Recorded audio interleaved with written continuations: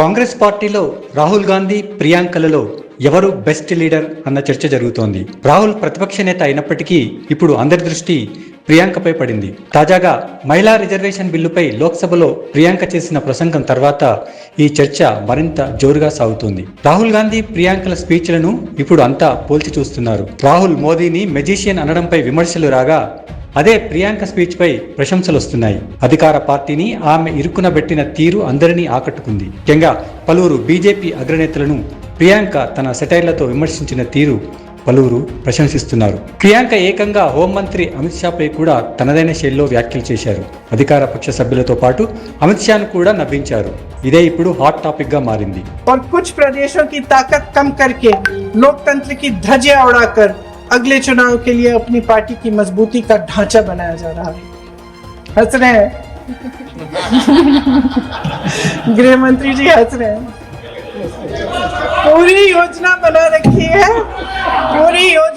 रखी है. चाणक्य आज अगर जिंदा होते तो वो भी चौंक जाते आपकी राजनीतिक कुटिलता पे.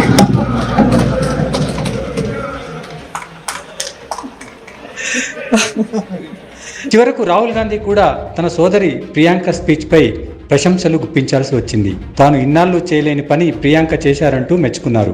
మరోవైపు అమిత్ షా సైతం ప్రియాంకను చూసి నేర్చుకోవాలని రాహుల్కు హితవు పలికారు. అంతా చూస్తుంటే భవిష్యత్తులో ప్రియాంక కాంగ్రెస్ లో తన అన్నకన్నా పైచేయి సాధిస్తారన్న చర్చ జరుగుతోంది. Prime Minister and myself don't have that wife issue. So we don't get that input, but we have our mothers and our sisters. Yesterday I was watching my sister achieve something that in 5 minutes achieve something that I have not been able to do in maybe 20 years of my political career, which was to make Mr. Amit Shah ji smile. That's something that I also need to practice and learn, and I was feeling very proud as an older brother, as